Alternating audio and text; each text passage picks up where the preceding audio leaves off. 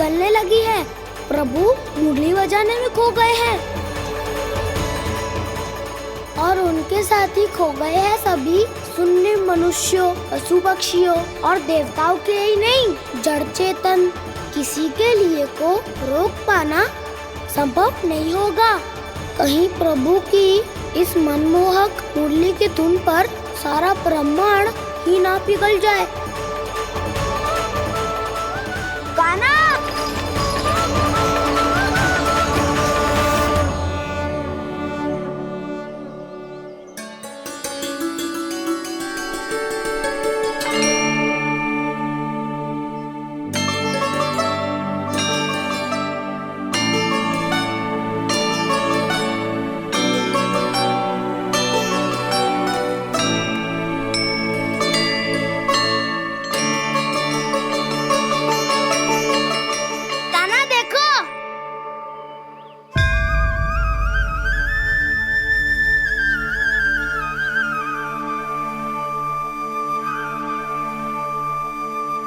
या तो आपके चरण का चिन्ह बन गया है प्रभु। अपने भक्तों के हित के लिए मेरी बस एक ही इच्छा है, ऐसी चिन्ह मेरे हर भक्त के हृदय पर हो। आपके पद चिन्ह तो सदैव से ही आपके भक्तों के हृदय पर छपे हुए हैं प्रभु, पर इस पहाड़ी ने भी अब इसे अपने मन में बसा लिया है। तो युगों युगों तक इस पहाड़ी को चरण पहाड़ी के नाम से जाना जाए। तो युगों युगों तक इस पहाड़ी को चरण पहाड़ी के नाम से जाना जाए। तो युगों युगों तक इस पहाड़ी को चरण पहाड़ी के नाम से जाना जाए।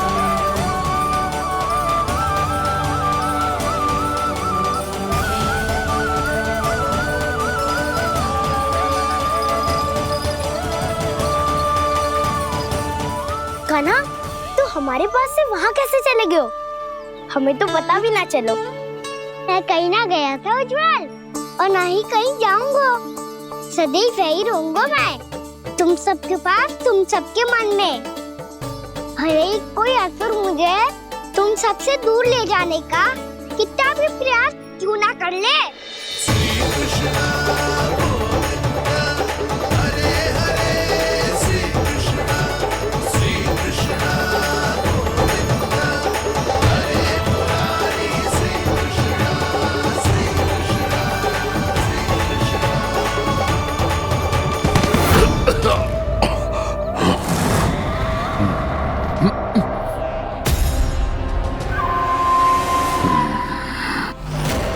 भले ही कितनी भी लीला क्यों न रच ले वो, आज उस छलिया कहलाने वाले विष्णु का सामना सच्चे छलिया से होगा।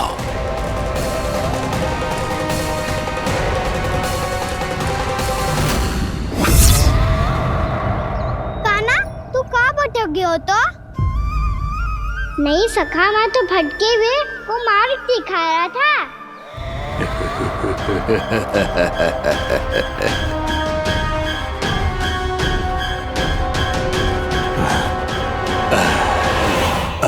फिर से कहीं मत चले जाइयो, बहुत कठिनाई से फिर से तेरा साथ मिलो है हमें। कान्हा, तो इतने दिन बाद आए हो हैं, आज हम केवल गैया ना चराएंगे, कछु आनंद भी लेंगे आज। किसो आनंद?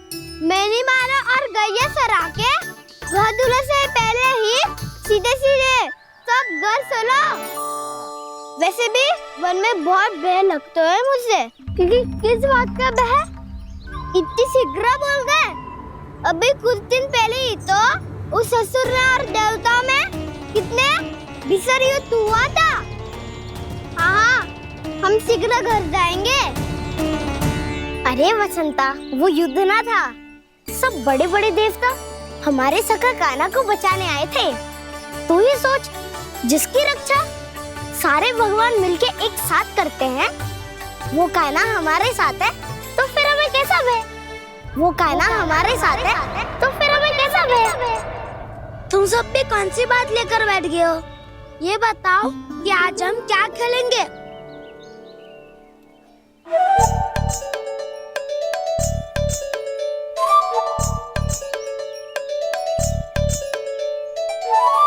चोर प्रहरी खेले। चोर प्रहरी? हाँ, इस पे एक जन प्रहरी बनते हैं और शेष बनते हैं सब चोर। और चोर का कार्य होगा भागना और छुपना, और प्रहरी का कार्य होगा चोर को पकड़ लेना। अरे वाह काना, क्या खेल बताया है। इसमें तो बहुत आनंद आएगा। ये खेल भले ही तुम सब खेलोगे बालकों, पर आनंद तो मैं ही लूंगा।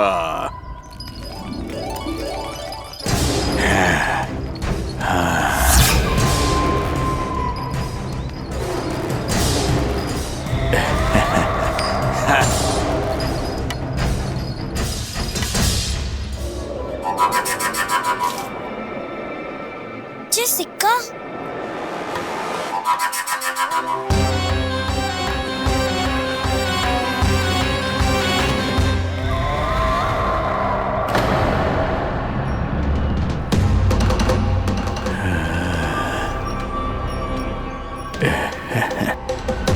कौन हो तुम? छलिया, मायावी छलिया।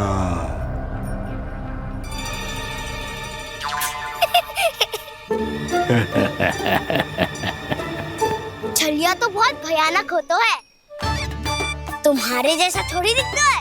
हाँ। मुझे मूर्ख समझते हो तुम? 100 छलियाएं देखे हैं मैंने, हाँ। पर मैं उनसे ना घबराता हूँ, उनको मुझसे भय लगता है। हाँ? सच? और नहीं तो क्या, मैं हूँ इतना अनोखा, इतना वीर। तुम्हें विश्वास ना हो रहा है तो चलो मेरे सखाओं से पूछ लो।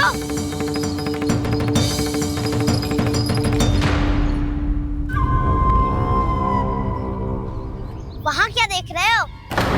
इधर देखो उज्जवल।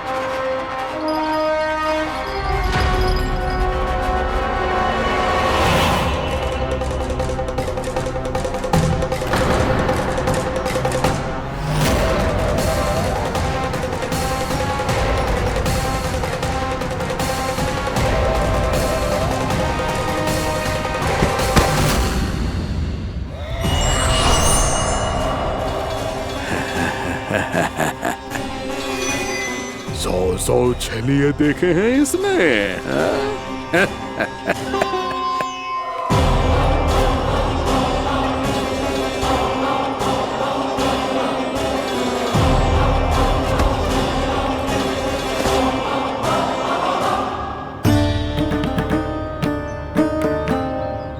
किसे देख रही हो काना?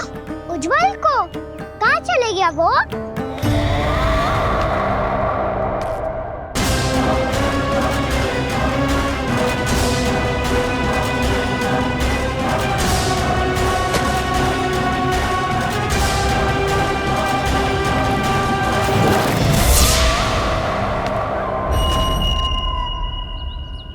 चिंता मत करो काना, उज्जवल यहीं का ही होगा, आ जाएगा।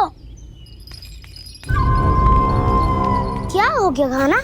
तूने कही थी ना कि हम चोर प्रहरी खेलेंगे, तो खेल क्यों ना रहो? तुम्हारी प्रतीक्षा कर रहे थे। वैसे तुम कहाँ रह गए थे?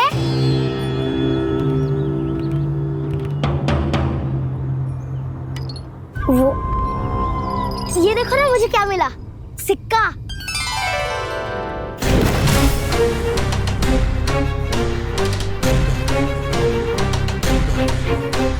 दीदी दिखा दिखा। ना ना, ऐसे ना, ये सिक्का मैं उछालूंगा और जिसके हाथ में आया वो बनेगा प्रहरी और अन्य सब चोर। शिकार है।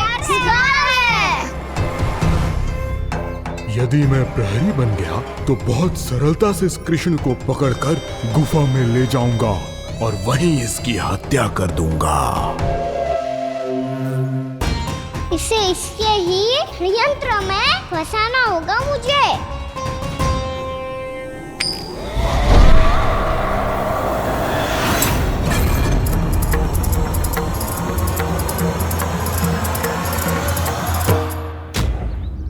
मैं प्रहरी, तुम सब चोर। कोई बात नहीं कृष्ण, अब इस उज्जवल की तरह पहले तुम्हारे सारे सखाओं को फंसाऊंगा मैं और फिर ले जाऊंगा तुम्हें।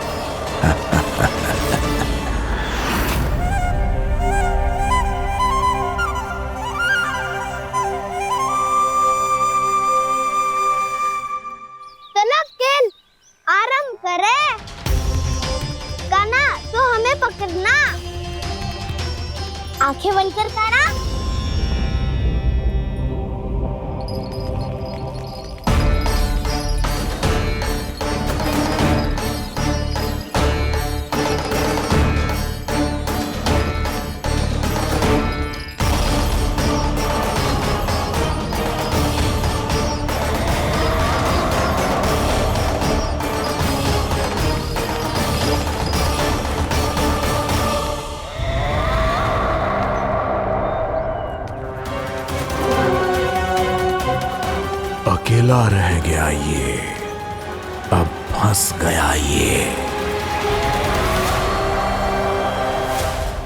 सुबल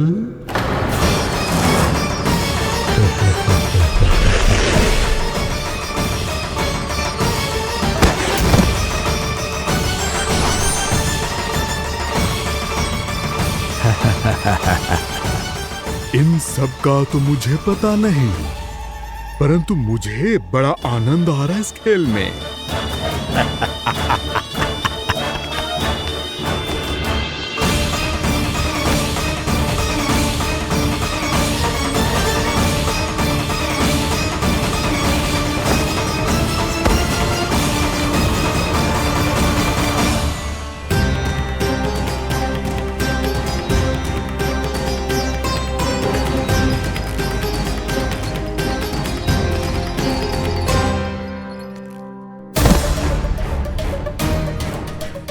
बसंता,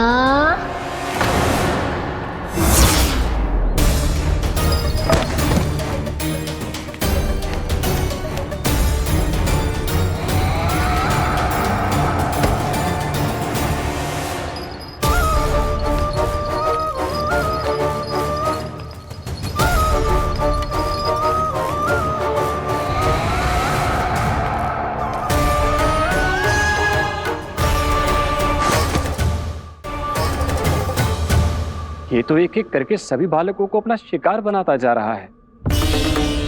प्रभु ऐसा क्यों करने दे रहे हैं? प्रभु की हर लीला का कोई ना कोई उद्देश्य होता है। यदि वो इस असुर को इन निर्दोष बालकों पर अत्याचार करने से नहीं रोक रहे हैं, तो इसका भी कोई ना कोई कारण अवश्य होगा।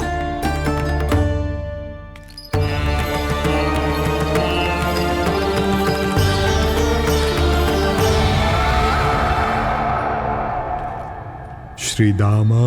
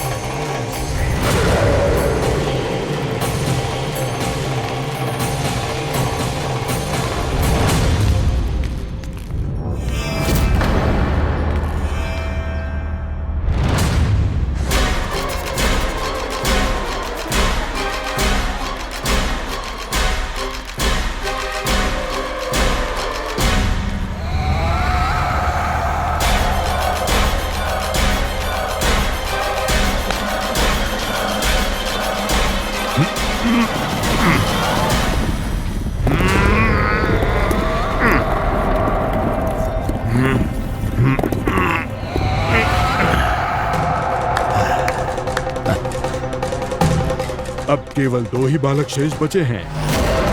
दोनों को पकड़कर ये खेल ही समाप्त कर दूंगा।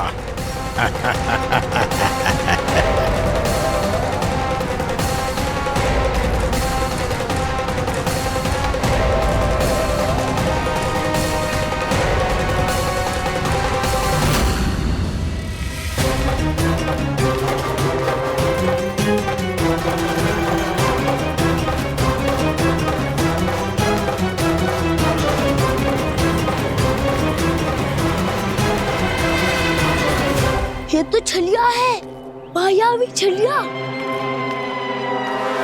मेरे सभी सखाओं को शिकार बना लिया इसने। मैं इसे नहीं छोड़ूंगा। कान्हा,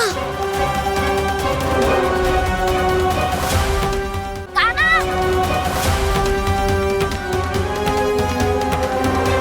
कान्हा, कान्हा।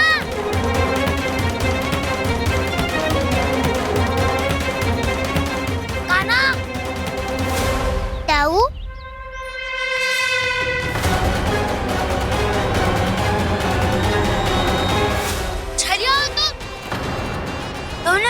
सखाओं का अपहरण किया है। मैं छलिया ना हूँ ना, मैं तो आपका छोटा भाई हूँ, आपका कान्हा। मैंने सब कुछ अपनी आंखों से देखा है बस। तुम छलिया ही हो, रूप बदल बदल कर मेरे सखाओं का अपहरण कर रहे हो। ये क्या कह रहे हो दाऊ? आप ही मुझे नहीं पहचानोगे तो कौन पहचानेगा? कान्हा, ये नहीं, मैं हूँ वास्तविक बलराम, तुम्हारा दाऊ।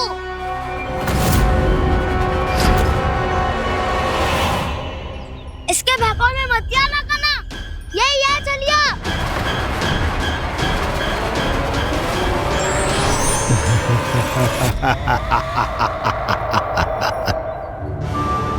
बुद्धिमान बालक, केवल तुमने ही पहली बार में माना है कि मैं ही वास्तविक छलिया हूँ।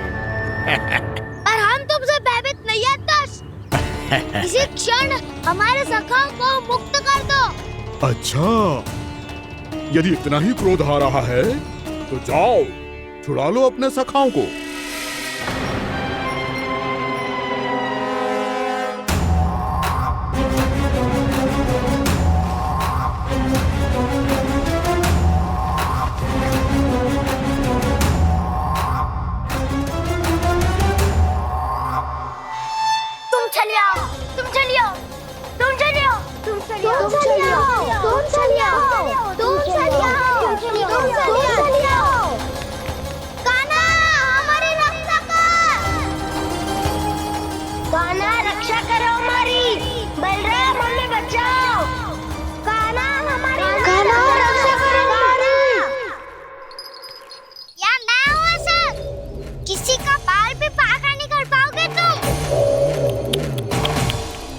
बालक, पर मैंने तो पहले ही तुम्हारे सखाओं को उस कंदरा में पहुंचा दिया है।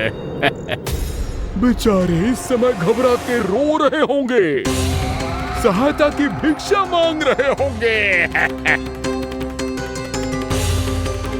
जानते हो तुम उन सबका अपहरण क्यों कर पाए? क्योंकि मैंने तुम्हें कर नहीं दिया, ताकि मुझे तुम्हारा सामना करने के लिए एकांत मिल सके। अच्छा। जाओ, जाके सखाओं को बचाओ, दुष्ट के लिए मैं पर्याप्त हूँ।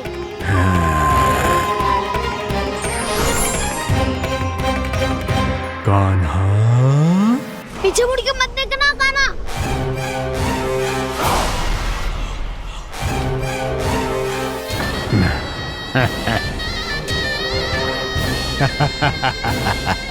अपने सखाओं की तरह अब तुम भी फंस गए कृष्ण। अच्छी कलाकारी कर लेते हो रावणासुर। किससे सिखाया ऐसा स्वांग करना? स्वांग नहीं, माया है ये विद्या मैंने अपने पिताश्री से सीखी है। माया के महान आचार्य मायासुर। तो तुम मायासुर के पुत्र हो, पर जिसके सामने मैं माया जाल बुनने का प्रयास कर रहे हो, ये माया के स्वामी है, ये मायाधर विष्णु है। ये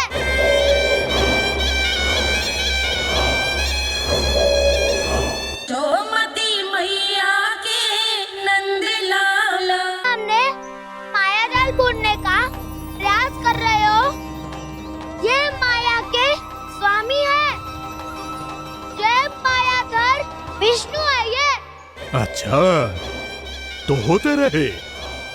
मैं तो इनकी हत्या करने आया हूँ और हत्या करके ही जाऊंगा। जाओ, आप सखाओं को बचाओ, मैं इनका सामना कर लूंगा। पर कान्हा, अभी आप ही ने तो कहा था माया का स्वामी हूँ मैं।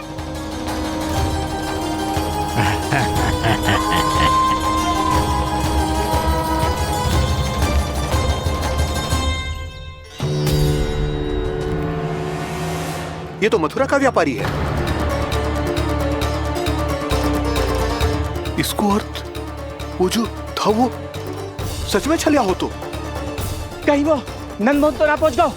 हमें शीघ्र ही गांव जाना पड़ेगा और सबको सावधान करना पड़ेगा। चल।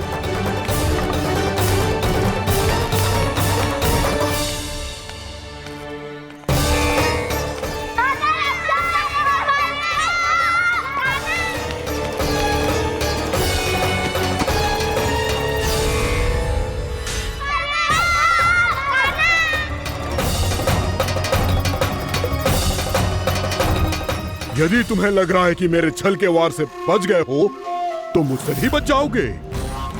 ये तुम्हारी सबसे बड़ी भूल है कृष्ण। मेरे पास बहुत सारे मायावी अस्त्र हैं जो क्षण भर में ही तुम्हें विष्णु लोक पहुंचा देंगे। तो फिर प्रतीक्षा क्यों कर रहे हो? बालक, मैं परिहास नहीं कर रहा हूँ। मुझे पता है, तभी तो कह रहा हूँ शीघ्र दिखाओ ना। मुझे तुम्हारे सारे मायावी अस्त्र देखने हैं। कैसे बालक हो तुम? मैं यहाँ खेल दिखाने नहीं आया हूँ। तो समय व्यर्थ क्यों कर रहे हो ब्रह्मासुर? जो करने आए हो वो ही करो ना। अब देखो कैसे तुम्हारे प्राण एक ही वार में इस देह का साथ छोड़कर उड़ जाएंगे। मेरी मायावी अग्नि तुम्हारे भोले भाले से इस मुख को जलाकर भस्म कर देगी।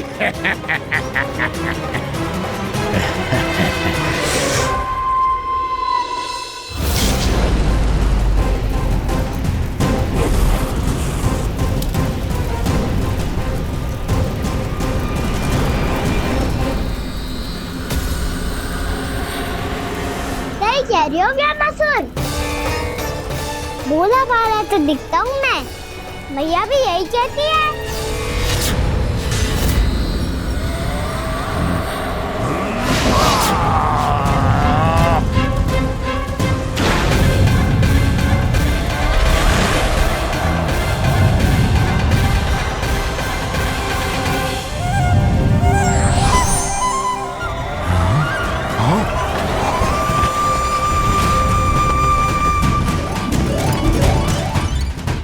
आसन का उपहार देने के लिए बहुत बहुत धन्यवाद ब्रह्मासुर। बहुत समय से खड़े खड़े थक गया था मैं।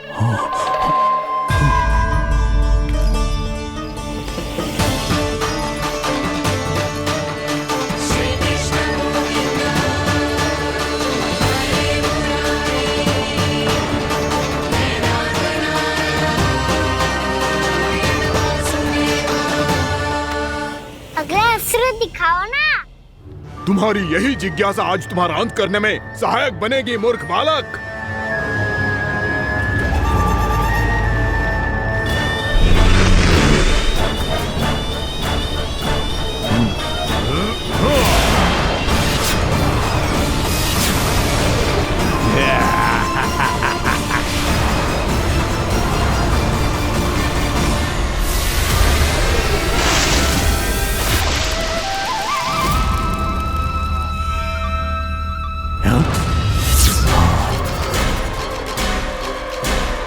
अच्छा, पर प्रक्षालन करना चाहती थे तो पहले क्यों नहीं बताया? मुस्कुराना बंद करो। तुम्हारी ये हंसी मुझे कांटों की तरह चुभ रही है। पर मैया तो कहती है कि मेरी मुस्कुराहट फूलों की तरह है।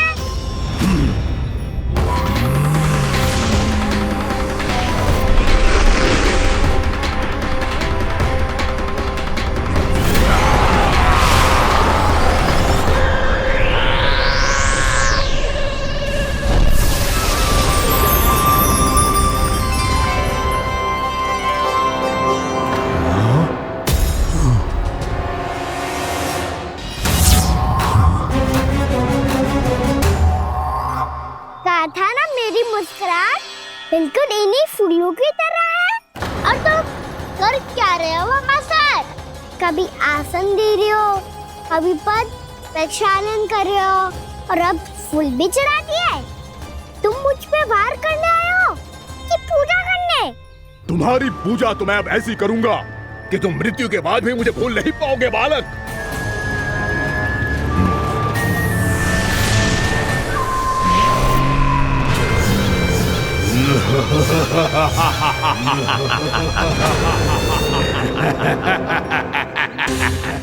साना, ये चट्टान तो मुझसे हिली ना रही।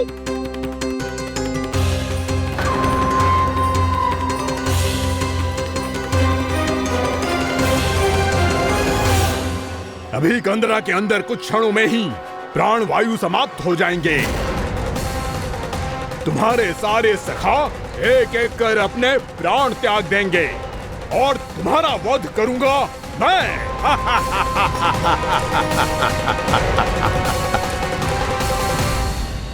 अरे सब जन बच के रहना।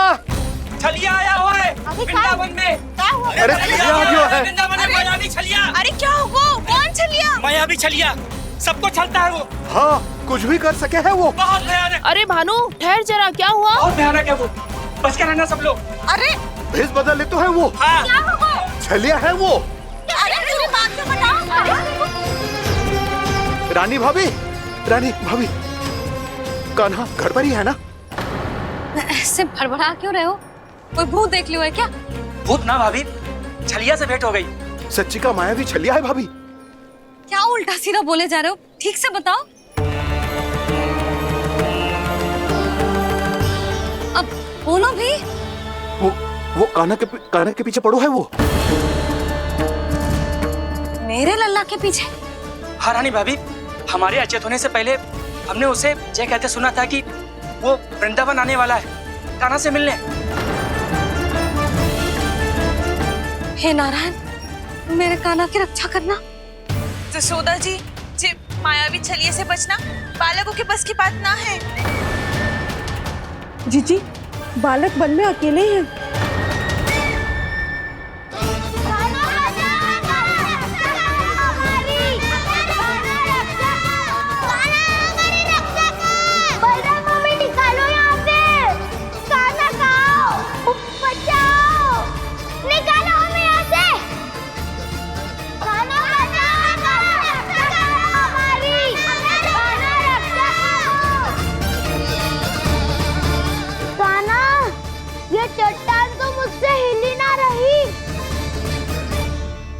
यदि मैं माया का स्वामी हूँ तो आप भी बल के स्वामी हो। ताऊ, अपनी क्षमता, अपना सामर्थ्य स्मरण करो।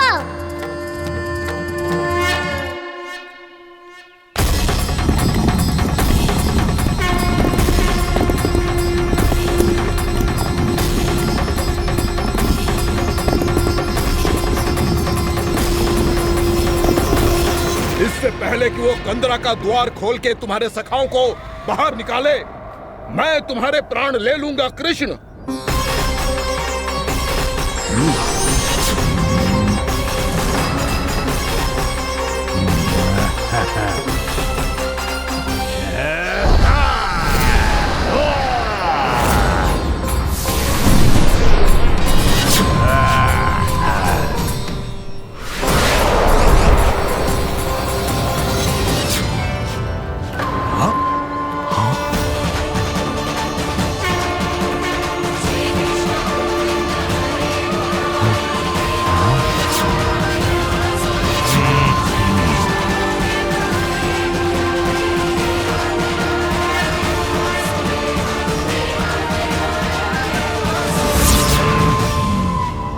कितनी पूजा करोगे ब्रह्मासुर?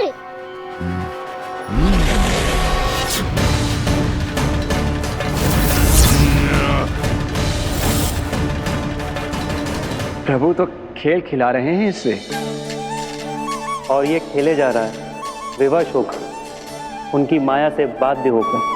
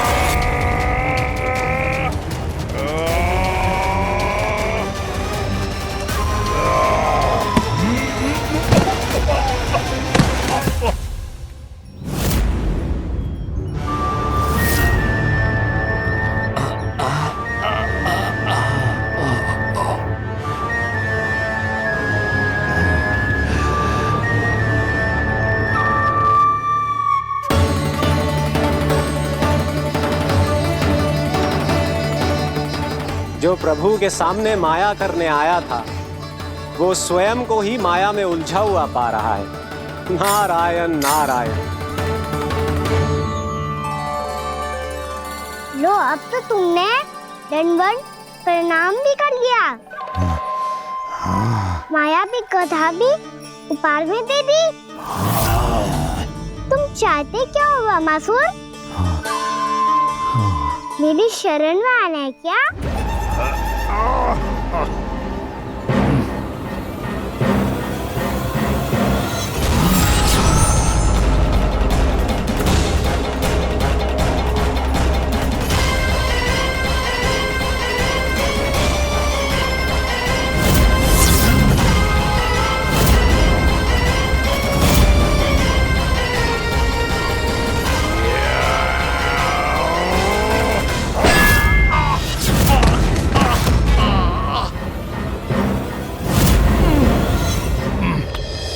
सोच विचार का समय ना है हमारे पास। अपने बालकों की रक्षा के लिए इसी क्षण में निकलना होगा। और वो छलिया किसी का भी रूप धारण कर सकता है।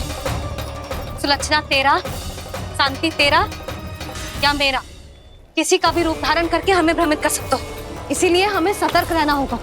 समझ आई? चलो।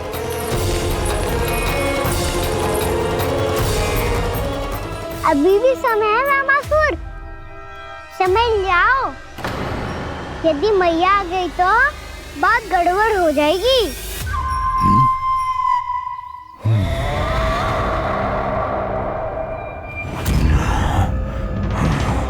मुझसे झूठ का कोई लाभ नहीं होगा।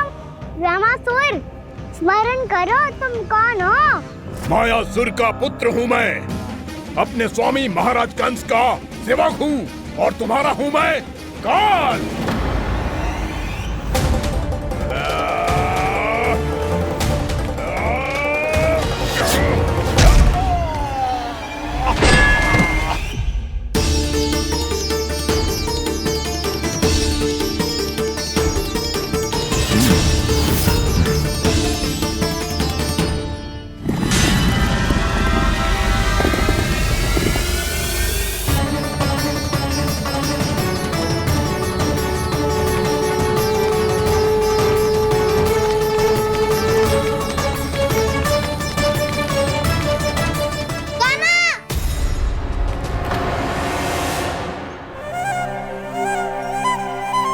बाबा कहते हैं दुष्टों को पहले बातों से समझाना चाहिए, फिर भी ना माने तो अस्त्र ना उठाना दृढ़ता होती है।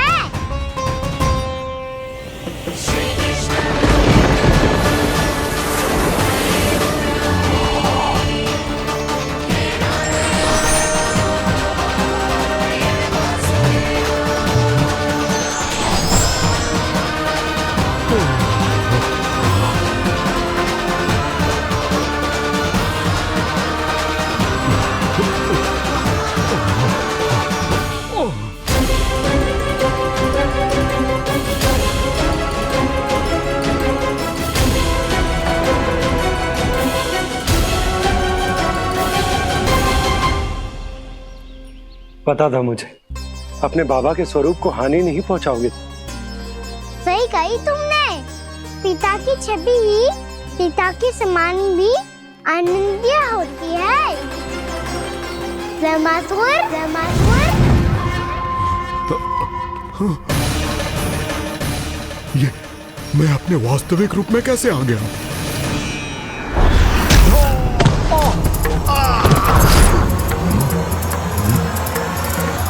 मेरे बाबा का स्वरूप नहीं लेना चाहिए था तुम्हें।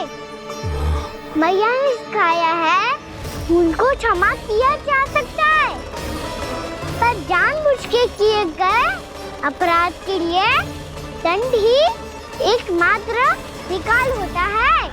ये बार बार अपनी मैया का नाम ले रहा है। यदि मैं वो स्वरूप लूं तो अपनी मैया पर वार नहीं कर पाएगा ये।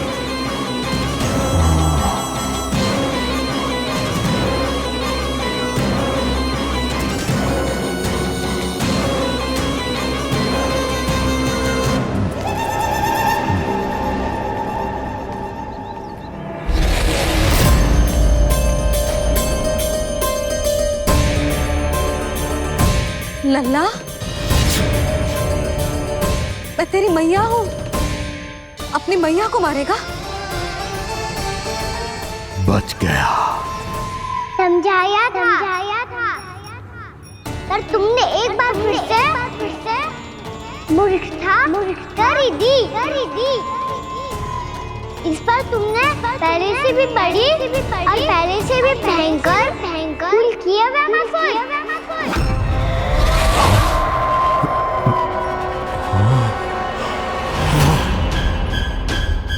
ये क्या हो रहा है मुझे? बार बार मेरा रूप क्यों बदल रहा है?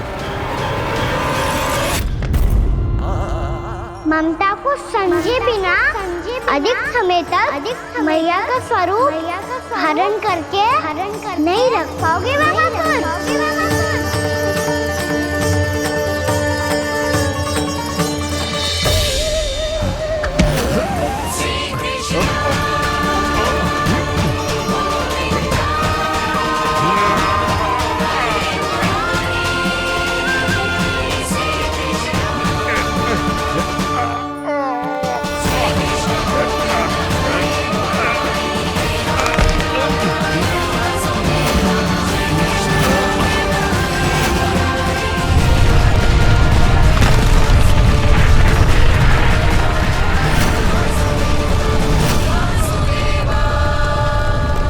प्रभु के क्रोध से धरती भी कांपने लगी है।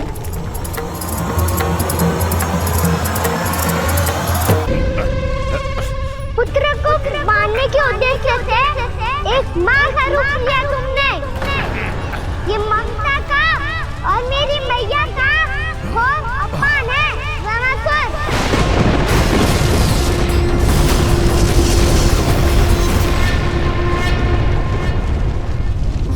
इससे पहले इस असुर के कारण निर्दोष प्राणियों का कोई अहित हो, मुझे कुछ करना होगा।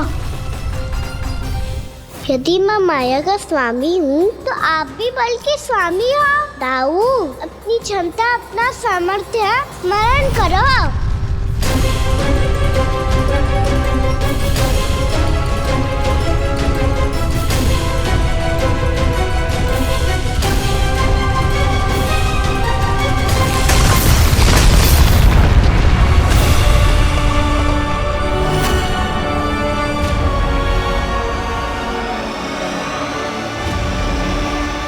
अद्भुत बल दाऊ, अद्भुत। अपने बल का उचित प्रयोग करके आपने प्राणियों को हानि होने से बचा लिया और ये भी सिद्ध कर दिया कि इस युग में आपसे अधिक बलवान और कोई नहीं होगा। आज से आप बलदेव के नाम से भी जाने जाएंगे। आज से आप बलदेव के नाम से भी जाने जाएंगे। आपके चरणों का ये चिन्ह युगों युगों तक आपके बल की कथा कहता रहेगा। बलराम का चरण चिन्ह।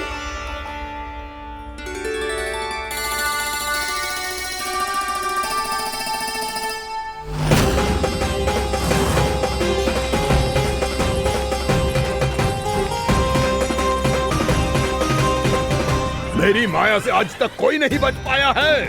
एक बार मुझे छोड़कर देखो, फिर पता चलेगा कि मैं हूँ कौन। पहले ये तो देख लो कि मैं कौन हूँ।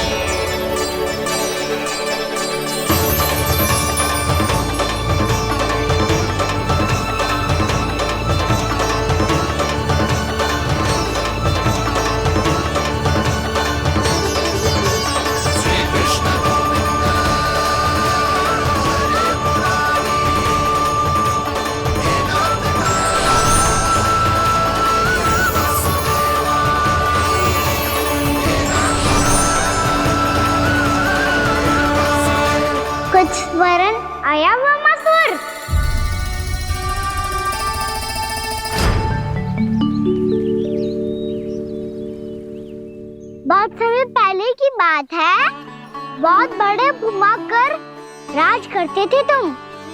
तुम्हें मान राजा भीमम के नाम से जाना जाता था।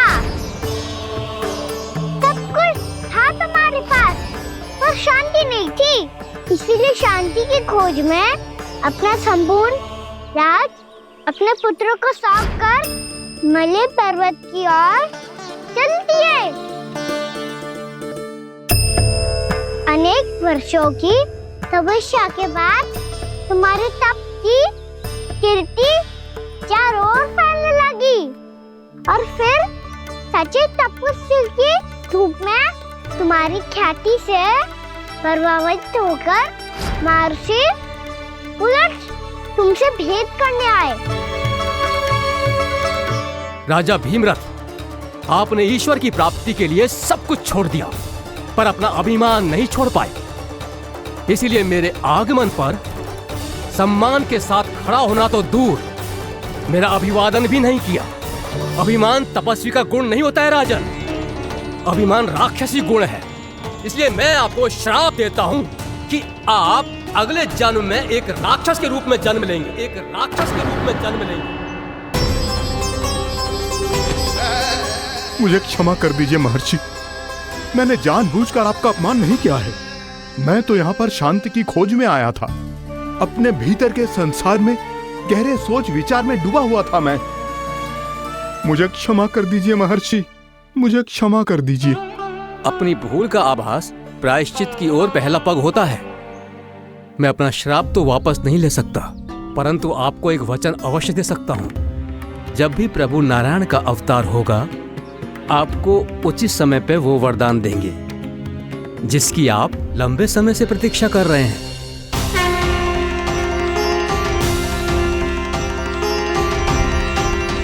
प्रभु, आपने मेरी आंखें खोल दी।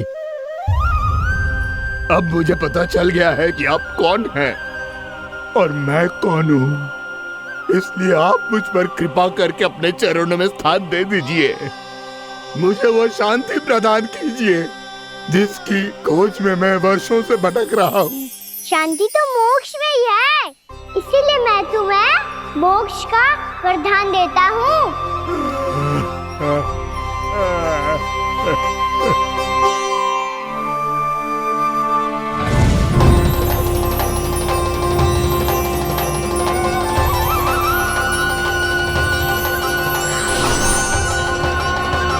प्रभु की ये लीला सदैव स्मरण रखी जाएगी। इस स्थान को इनका आशीर्वाद मिलेगा और इस कंदरा को व्योमासुर की कंदरा के रूप में पहचाना जाएगा। भविष्य में अनेक ऋषि मुनियों की शरण स्थली बनेगी ये कंदरा। दीदी, ये कोई साधारण बालक ना है। ऐसा चमत्कार कोई साधारण बालक थोड़ी ना कर सकते है। तुम सत्य कह रहे थे बलराम, गाना सच्ची में भगवान ही है। तभी तो सब देवता इसे बसाने और इसकी ओर से युद्ध करने आते हैं। तुम सब ऐसे आंखें फाड़ के क्यों देख रहे हो मुझे?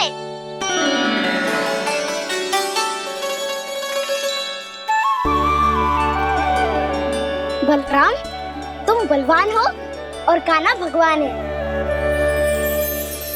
दूर दूर तक कोई दिखाई न दे रहा है। ना जाने किस हाल में होंगे बालक। कहीं हम ही तो मार्ग ना भटक गए शीघ्रता के चक्कर में। अब तो एक पग भी ना चलो जा रहे हो। जल, किसी के पास जल है क्या? कंठ तो मेरा भी सूख रहा है मौसी। भाभी, निकट ही जमुना जी है, कहूँ तो वहाँ से जल ले आओ। मैं भी जा रही हूँ भाभी, एक से भले दो। हाँ चल, शीघ्रता से आओ। हाँ।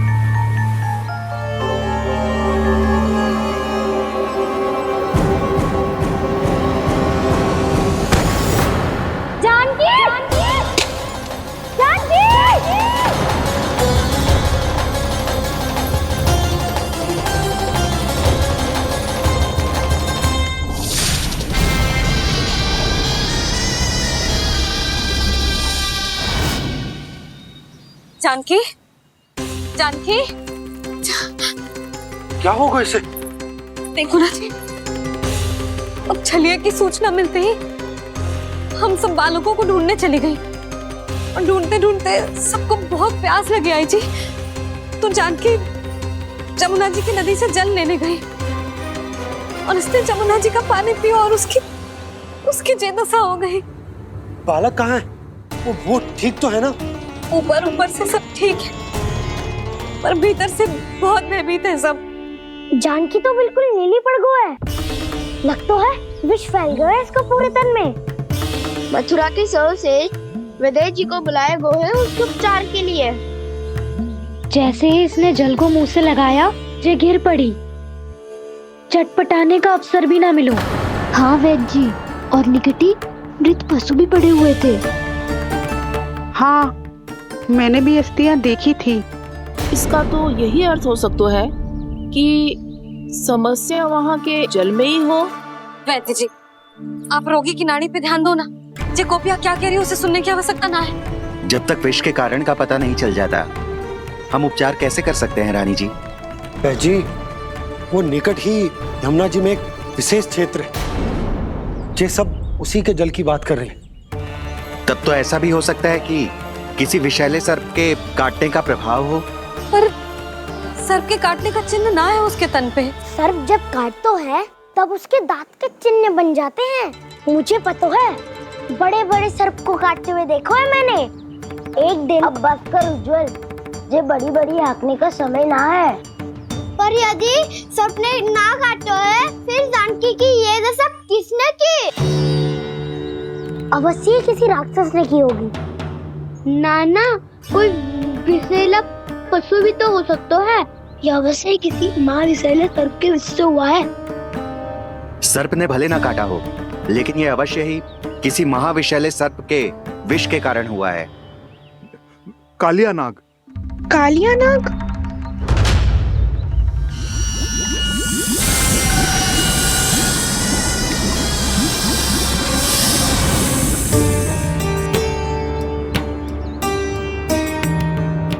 संकेतों से तो ऐसा लगता है कि जानकी ने कालिया नाग के क्षेत्र के विशाल जल पी लियो है।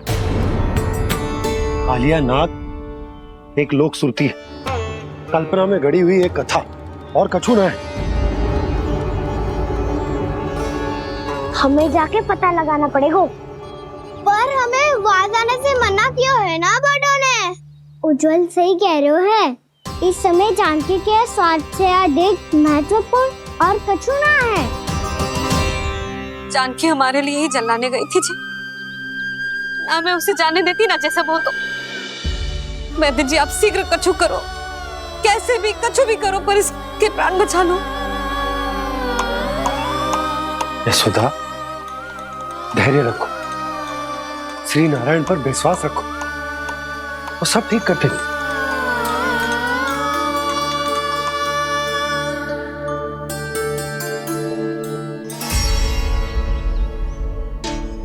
विष की काट की मेरे पास जितनी जड़ी बूटी थी, मैंने सब अर्क बना के पिला दी, पर इसकी दशा में अभी तक कोई सुधार नहीं दिख रहा है।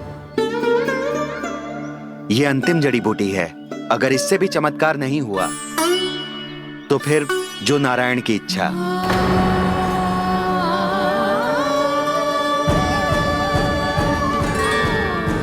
पर कोई तो उपाय होगा जानकी को बचाने का।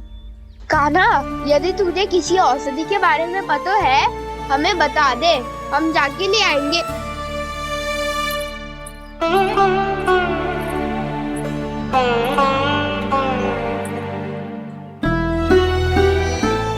हे नारायण, हे प्रभु, मेरी जानकी के प्राण बचा ले प्रभु।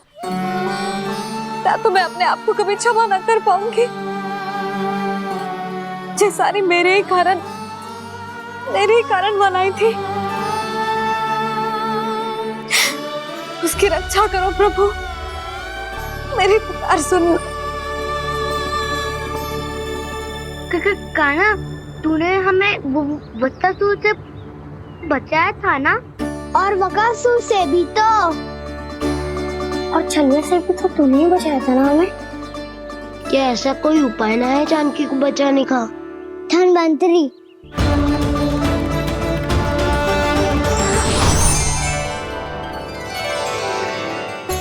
मैं आ गया हूँ प्रभु, चिंता मत कीजिए,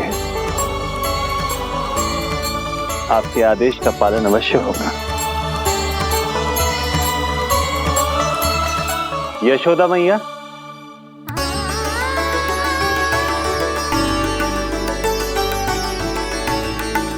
मैया आपको कोई पुकार रहा है।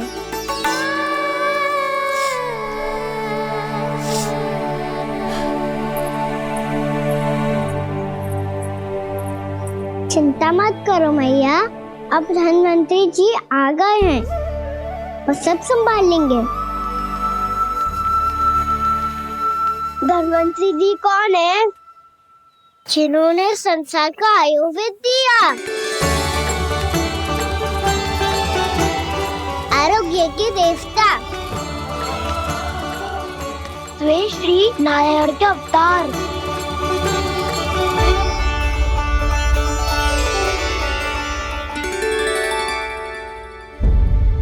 मुझे पता चला है कि आपको वेद की आवश्यकता है।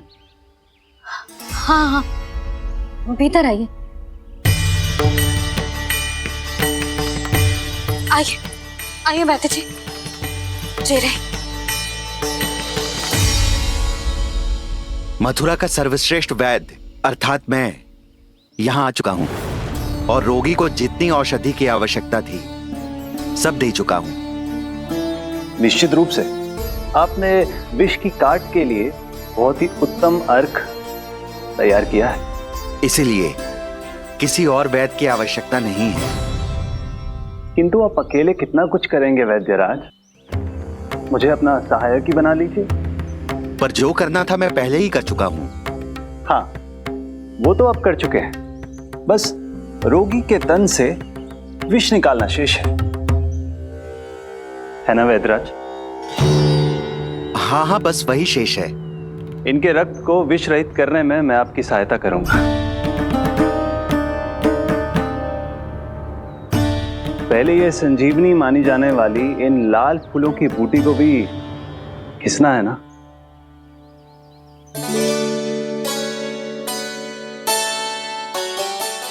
हाँ हाँ, तुम सही कह रहे हो, इसे अच्छे से घिसो।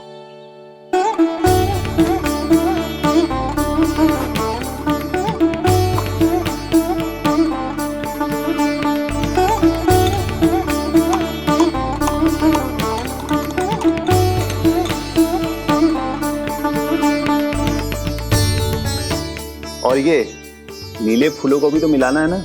हाँ हाँ, अच्छे सहायक बन सकते हो तुम, ऐसे ही श्रम करते रहो।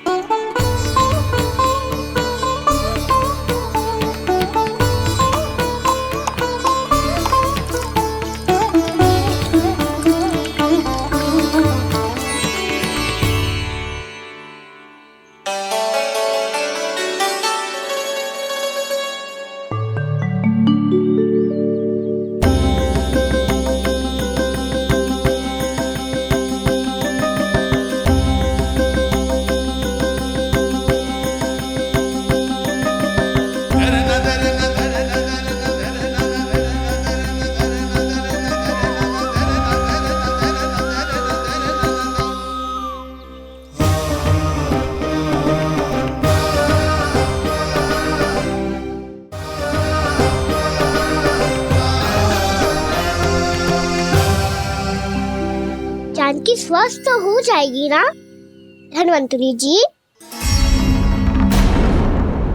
धन्वंतरी? प्रभु, अब मैं क्या करूं? आपने तो स्वयं ही मेरी पहचान उजागर कर दी। जी क्या करो कान्हा? आप सब ऐसे क्यों देख रहे हो? भैया कहती है ना, सभी वैद्य धन्वंतरी जी का ही रूप होते हैं। वाह कृष्णा, चतुर तो हो तुम। वैसे वास्तविक धन्वंतरी मैं हूँ, मेरा अर्थ है वास्तविक वैद्य मैं हूँ। ये तो मेरा सहायक है, मुझे पूरा विश्वास है बिल्कुल ठीक हो जाएगी। वैसे ही थोड़े ना मुझे मथुरा का सर्वश्रेष्ठ वैद्य कहते हैं लोग।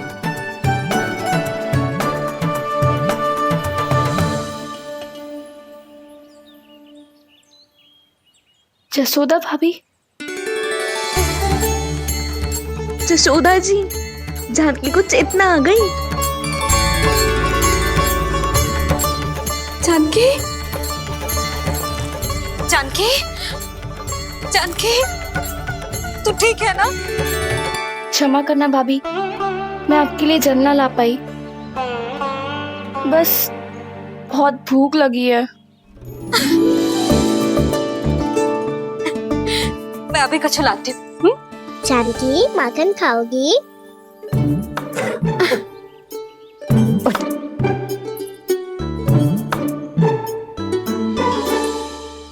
आजा, तू ही खिला दे लल्ला।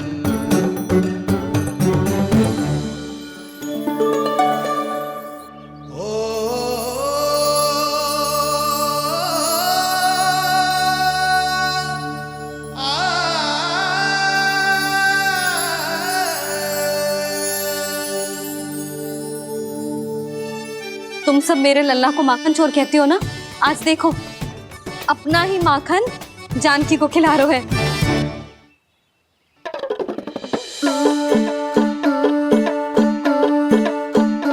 थोड़ा और विश्राम कर लो। सदैव तुम हम सबकी सेवा करती हो, आज मैं तुम्हारी सेवा करूंगा। जानकी की जिज्ञासा तब हुई जब जय यशोदा काकी की सेवा कर रही थी, और अब देखो स्वयं भगवान ही इसकी सेवा कर रहे हैं। जानते हो इससे क्या सिद्ध होता है? जो भी यशोदा मैया की पूजा करेगा, अर्थात अपने माता पिता की सेवा करेगा, उनके साथ सम्मान से व्यवहार करेगा, ईश्वर स्वयं उसका ध्यान रखेंगे। कभी धन्वंतरी के रूप में तो कभी स्वयं कान्हा के रूप में। भक्त और भगवान का देखो कैसा ये अनुराग, स्वयं करे सेवा प्रभु, अद्भुत गोपी का भाग्य। प्रभु इन सब पृथ्वीवासियों से कितना घुल मिल गए हैं। ना तो ये प्रभु को भगवान मानते हैं और ना ही प्रभु अपने आप को इनसे सर्वश्रेष्ठ समझते हैं। अपने आचरण से ये सिद्ध कर रहे हैं कि ये सभी में हैं और सभी इनका ही अंश है।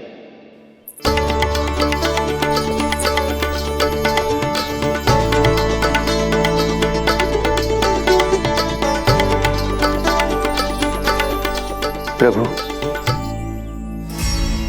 अब मुझे जाने की आज्ञा दीजिए।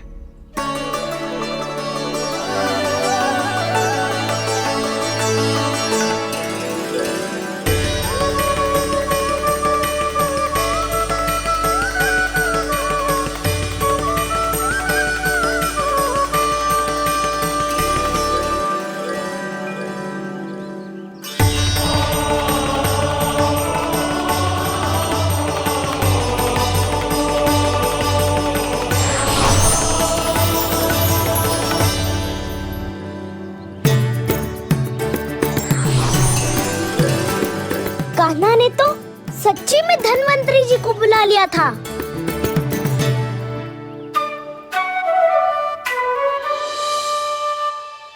जब से कान्हा का जन्म हुआ है ना, मैं तब से देख रही हूँ, तब से हम पे कोई भी संकट आती है ना, तो अचानक से कोई अपरिचित हमारी सहायता करने आ जाता है, और जाते समय कान्हा की आज्ञा लेके जाते है, और कभी कभी तो इसे प्रभु बोल के जाते है। बाबा संभालो।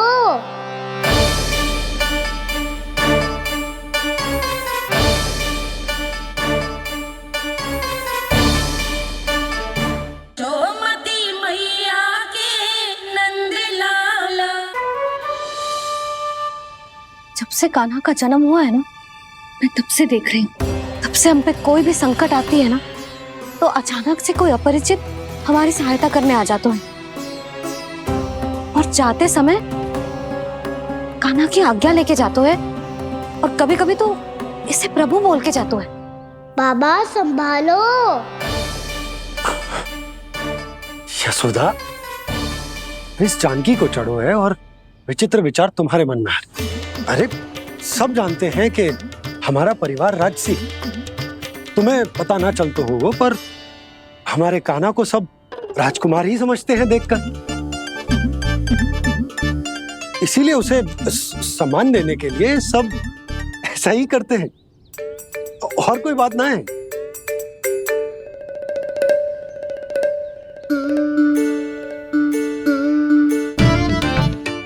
अब जे मेरे लल्ला को ऐसे क्यों घूर रहे हैं? बुरी दृष्टि लगाएंगे क्या? वैद्यराज जी, आपके सहायक तो गए, अब आप यहाँ क्यों? वो क्या है ना, मैं अपने रोगी का निरीक्षण करके पूरी तरह से संतुष्ट होकर ही जाता हूँ।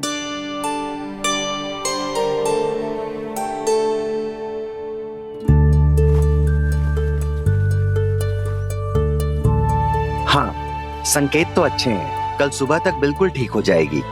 धन्यवाद वैद्य जी।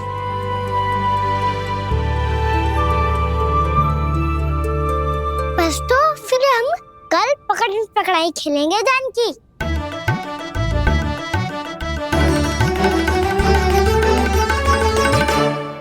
भानु, बंसी, जाकर उस क्षेत्र के चारों ओर बाड़ बनवा दो और वहां सूचना पट्ट भी लगा देना, ताकि जानकी के साथ जो हुआ है वो किसी और के साथ ना हो।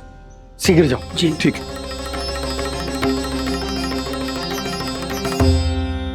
बाड़ और सूचना पट लगवाने से समस्या का समाधान नहीं होगा बाबा। निर्दोष पशु सूचना पट देखकर भी कुछ समझ नहीं पाएंगे।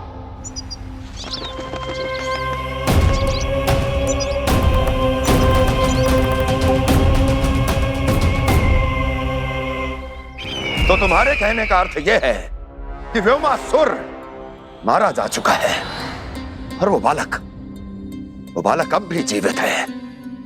हाँ महाराज, मैंने गोप बालकों को कहते सुना था कि कृष्ण ने छलिया को मोक्ष दे दिया है, पर वृंदावन सुरक्षित नहीं है महाराज। वो एक बहुत बड़ी समस्या से जूझ रहे हैं। कैसी समस्या? गांव के निकट क्षेत्र में किसी विषैले सर्प का निवास है। उसके विष का प्रभाव इतना भयानक है महाराज, जैसे विष ना हो, स्वयं हलाहल हो। मेरी कोई भी औषधि रोगी का उपचार नहीं कर पा रही थी। निकट के क्षेत्र में कहाँ है वो सर्प? गोप मानते हैं कि वो सर्प गांव के निकट यमुना नदी के जल में रहता है। मुझे तो लगता है महाराज, ये कालिया नाग की कथा कोई किंवदंती या लोक श्रुति नहीं, एक सच्चाई है, एक विषैली सच्चाई।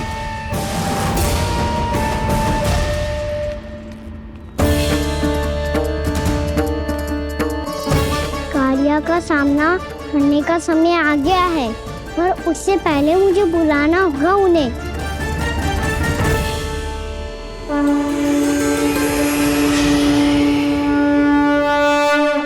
संसार के दारुण भय का नाश करने वाले, सभी कष्टों का हरण करने वाले, विश्व का समस्त ऐश्वर्य प्रदान करने वाले, कमल जैसे लोचन, मुख और चरणों वाले आजानुभुज श्री राम को मैं बार बार नमस्कार करता हूँ।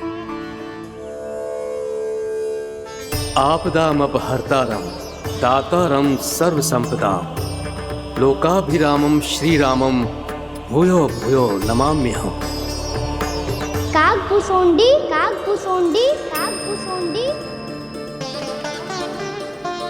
प्रभु क्षमा करें, मुझे जाना होगा।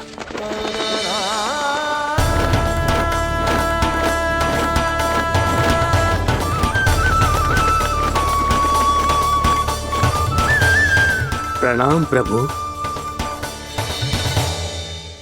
अनेक बार मैं आपके दर्शनों के लिए आया प्रभु।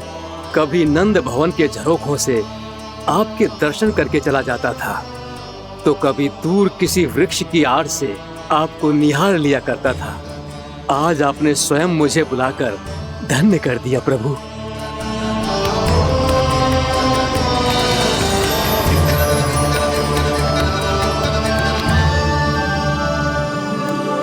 मैंने आपको यहाँ एक विशेष कारण से बुलाया है।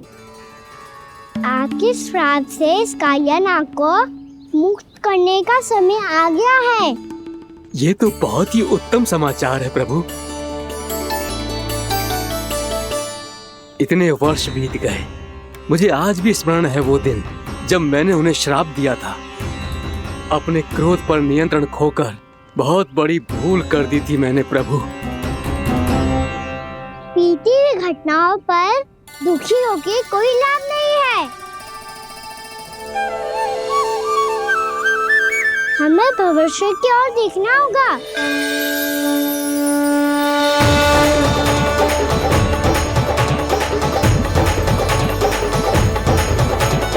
आदेश कीजिए प्रभु, क्या आज्ञा है आपकी? जब मैं कालिया नाग का सामना करने जाऊं, तो आप यहीं रहेगा। आपको अपने आप पता चल जाएगा कि कब क्या करना है। और हाँ, लौटते जाते समय नारद मुनि से कहिएगा, वो आकर मुझसे भेंट करे। अवश्य प्रभु, प्रणाम। क्या इसने सच्ची में देवर्षि नारद को बुलाया है? नारायण नारायण, आपको संदेश भेजने की आवश्यकता नहीं थी। आप स्मरण करते और मैं चला आता। तुम्हारा कल्याण हो नारद।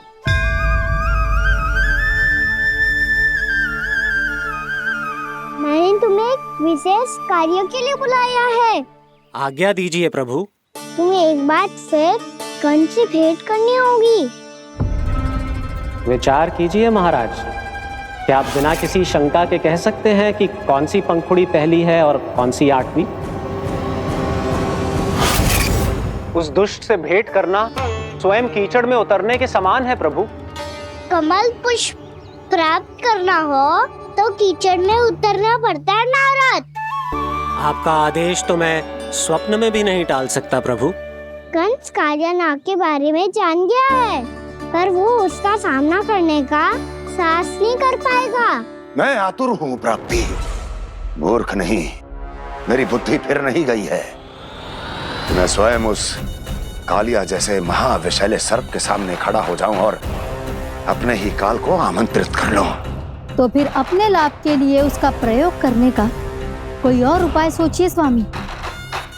कुछ ऐसा कीजिए कि यमुना नदी का पूरा जल विषैला हो जाए और वृंदावन वासी उसका उपयोग करे, और आपका काल कहलाने वाला वो बालक स्वयं काल के गाल में चला जाए।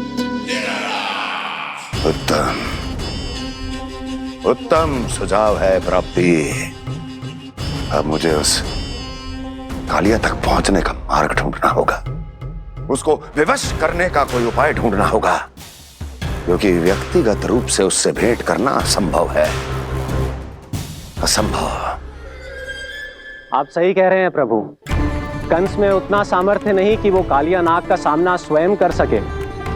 वैसे तो कालिया गरुड़ देव का भी सम्मान नहीं करता, तो फिर वो कंस का सम्मान क्यों करेगा भला?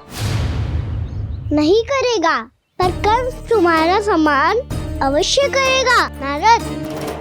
तुम्हारी बातें भी सुनेगा और मानेगा भी। ये मेरी योजना का बहुत ही महत्वपूर्ण भाग है। तुम कंस के पास जाओ और कहो कि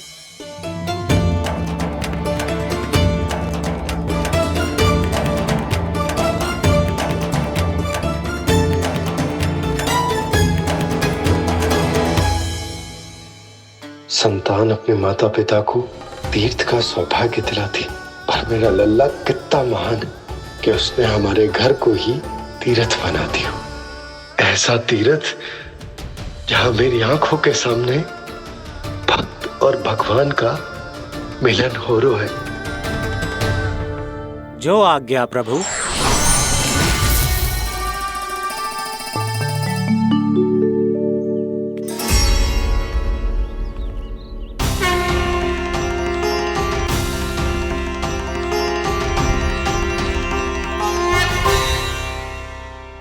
बाबा, कान्हा, ये सब क्या चल रहा है? पहले काग भुसुंडी जी और फिर जे नारद जी। क्या योजना बना रहे हो तुम? कान्हा, बताना लल्ला, क्या सोच रहे तू? कान्हा देख, अगर तुझे अपने बाबा को ना बताना हो ना, तो अपने भक्त को बता दे। क्या सोच रहे हो लल्ला? क्या करने वाले हो आप?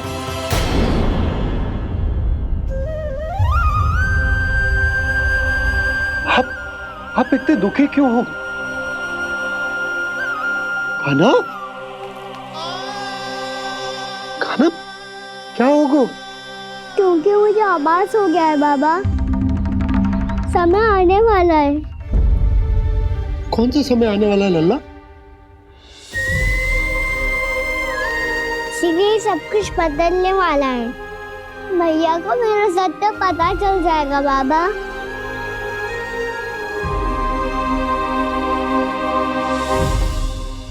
पर लल्ला, इसका काग भुसुंडी और कालिया नाग से क्या संबंध है? ऐसा क्या हुआ था और क्या होने वाला है?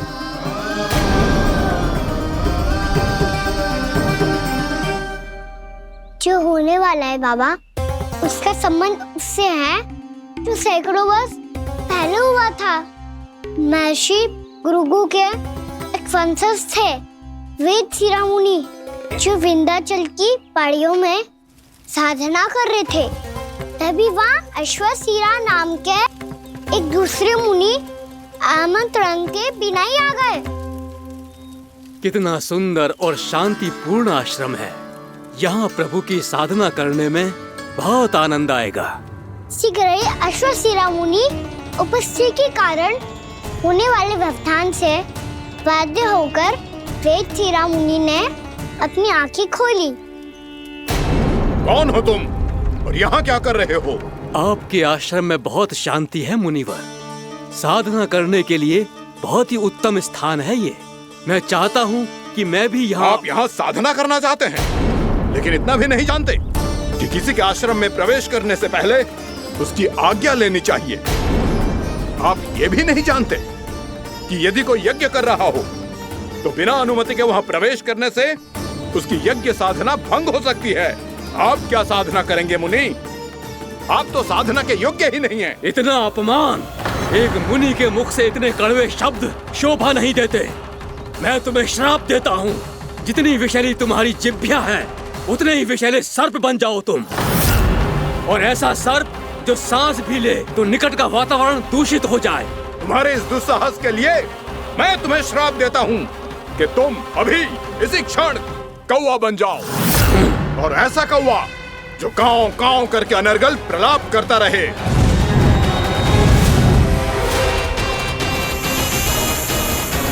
ये मैंने क्या किया? ये मैंने क्या किया? क्रोध के कारण दोनों ने एक दूसरे को श्राप दे दिया। पर दोनों ही मेरे भक्त हैं, और भगवान होकर मैं अपने भक्तों को इतनी कठिनाई में कैसे देख सकता था। इसीलिए जिस संकट में उन दोनों ने अपने आप को फंसा लिया था, उसका समाधान करने में मैं उनके पास गया। देखिए ना प्रभु, ये क्या हो गया हमसे? हमारी रक्षा कीजिए प्रभु, मार्ग दिखाइए हमें। क्रोध पर नियंत्रण ना होने के कारण आप दोनों ने एक दूसरे को बहुत ही भीषण संकट में डाल दिया है। अब दोनों ही तपस्वी, तप के बल से दिए गए आपके श्राप को लौटाना भी संभव नहीं है। प्रभु, कोई तो उपाय होगा, हम आपके शरण में हैं प्रभु। अपराध तो हमसे हुआ है प्रभु, पर अब आपसे ही आशा है। कुछ ऐसा कीजिए भक्त वत्सल, जिससे हम दोनों के श्राप का प्रभाव कुछ कम हो जाए। आप दोनों ही मेरे भक्त हैं, इसलिए आपकी पीड़ा का निवारण करने का एक उपाय है मेरे पास। वेद शिरोमणि, जब आप कालिया नाग बनेंगे तो आपको मेरे चरणों को अपने शीश पर धारण करने का सौभाग्य मिलेगा। और अश्व शिरोमणि, आप काग योनि होने के बाद भी आप श्रेष्ठतम ज्ञान और सर्वाधिक यौगिक सिद्धियों के स्वामी होंगे और प्रवचन दिया करेंगे। इसके बाद अश्वशिरा मुनि काक भुसुंडी बन गए, जिन्होंने आगे चलकर सेम गरुड़ देव को रामायण सुनाई और मुनि वेदशिरा महर्षि कश्यप और देवी कत्रियों के पुत्र कालियानाग बनकर जल में। और अब वही कालियानाग जमुना जी में, जिनके कारण जानकी के प्राण लगभग चले ही गए थे। अब कालियानाग को उचित स्थान पर भेजने का समय आ गया है बाबा। पर ये तो अच्छी बात है कान्हा, वेदशिरा मुनि को दिया हुआ तुम्हारा वचन भी पूरा हो जाएगा, जमुना जी की शुद्धि भी हो जाएगी। इस सब के बाद भी तुम दुखी क्यों हो? क्योंकि इसके बाद मैया के सामने मेरा रहस्य खुल जाएगा बाबा। उन्हें पता चल जाएगा कि उनका बालक कोई साधारण बालक ना है। भविष्य में जो होने वाला है उसे सबके सामने घटने से रोकना मेरे लिए भी संभव ना होगा। मैया को सब पता चल जाएगा। क्या पता चल जाएगा रे मुझे?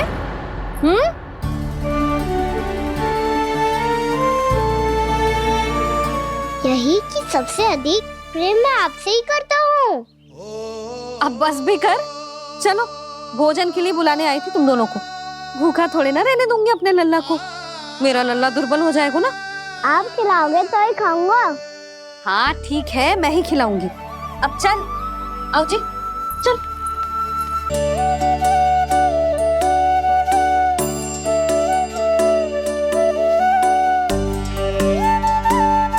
मैया खेलो ना मेरे साथ। मैया सुनो ना, मेरी बात ना मानोगी? अभी बहुत कार्य पड़े लल्ला, देख जानकी को औषधि भी देने जानो है ना। औषधि मैं दे दूंगा, फिर तो खेलोगी ना आप मेरे साथ।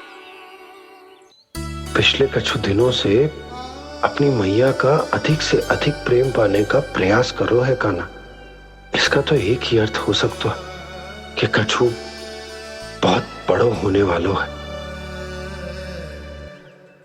कान्हा रुक जा लल्ला।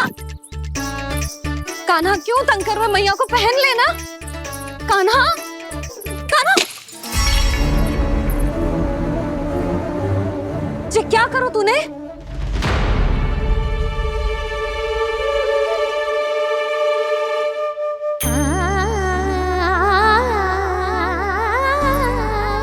अच्छा ठीक है, अब मुंह लटकाने की आवश्यकता ना है। ये ले।